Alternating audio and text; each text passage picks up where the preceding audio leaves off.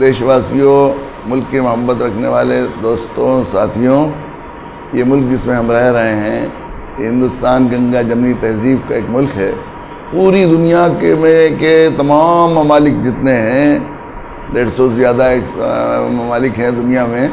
ان سب کے جغرافیے کے اعتبار سے، تہذیب کے اعتبار سے، معاشرت کے اعتبار سے، قدرتی وسائل کے اعتبار سے جتنا زیادہ زرخیز ملک اور جو ہے رنگا رنگی تہذیب سے بھرا ہوا ملک ہمارا ہے، اتنا پوری دنیا میں کہیں نہیں ہے۔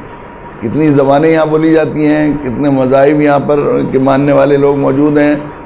کتنے قسم کی تہذیبیں یہاں پر موجود ہیں، کیسے کلچر اور معاشرتیں یہاں پر موجود ہیں۔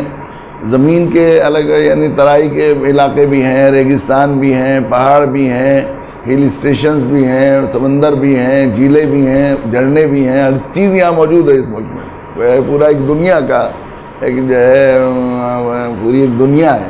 ایک ورلڈ کا ایک نمونہ ہے پورا۔ اس میں ہم اس میں رہنا ہمارے اللہ نے ہمیں مقدر کیا ہے۔ گویا اس ملک کے ساتھ ہماری تقدیر وابستہ ہے، اور اس ملک کی تقدیر کے ساتھ ظاہر ہے ہماری زندگی وابستہ رکھی ہے۔ اللہ تعالیٰ نے ہی ہمیں یہاں پر اس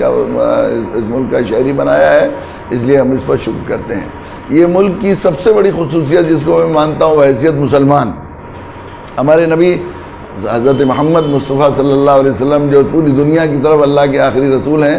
انہوں نے ان کا ایک فرمان بار بار میں سناتا رہتا ہوں، اور ہم بحیثیت مسلمان اپنے آنکھوں دیکھی بات سے زیادہ اس کو سچا جانتا ہوں۔ اللہ کے رسول صلی اللہ علیہ وسلم نے ارشاد فرمایا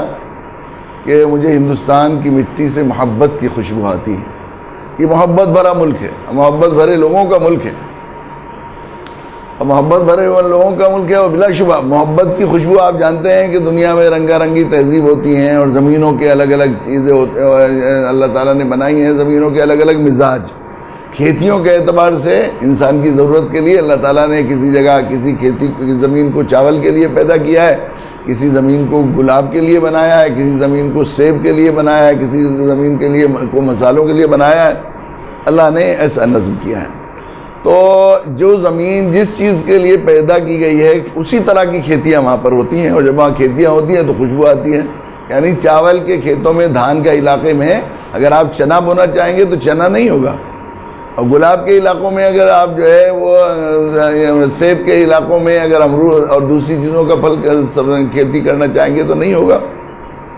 یہ ایک مزاج ہے، مٹی کا مزاج ہوتا ہے۔ اور اس کے بعد جب وہ کھیتیاں کٹ بھی جاتی ہیں، جس جگہ وہ کھیتی ہوتی ہے اور کھیتی کے لائق زمینیں ہوتی ہیں، تو بہت دن تک وہاں خوشبو آتی رہتی ہے۔ دھان کی فصلیں کھڑی ہوئی ہوں تو ایسا دل بھوک لگ رہی ہو آپ کو، تو ایسا لگتا ہے جیسے اچھے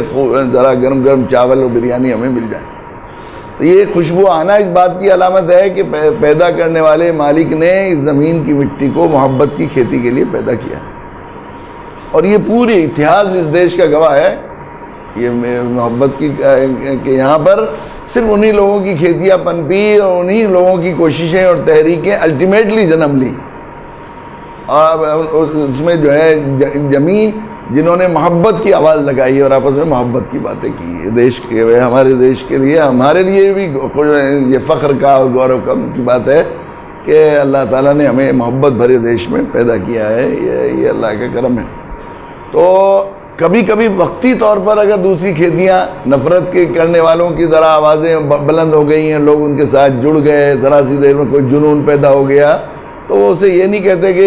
یہاں جو ہے کھیتی ہونے لگی۔ میں مثال دیا کرتا ہوں کہ ایک مرتبہ کشمیر میں گیا تو وہاں سے ہمارے ایک دوست نے ایک سیب کا درخت چھوٹا سا پودا دیا کہ آپ ہم نے دیا ہے، آپ کے یہاں بھی لگ جائے گا۔ میں نے اپنے یہاں گھر کی کیاریوں میں ان کو لگایا تو وہ خوب چونچا آنے لگا، تو اس میں تھوڑے پھول بھی آ گئے اور پھل آنے لگے، تو ہم سمجھے ہمارے یہاں بھی سیب پیدا ہو جائے گا۔ لیکن کچھ دن کے بعد دیکھا کہ وہ کڑوی گانٹھے، وقتی طور پر ہرا بھرا دکھائی دیا لیکن وہ چلا نہیں پھر کھیتی۔ اسی طرح اس ملک کی بھی ہے، جن لوگوں نے محبت کی کھیتیاں کی انہوں نے جو ان کی کھیتیاں یہاں پر پنپی ان کو یہاں، اور جن لوگوں نے نہیں کیا، کتنا بھی ان کا تسلط ہو گیا، اس ملک نے ان کو نکال دیا۔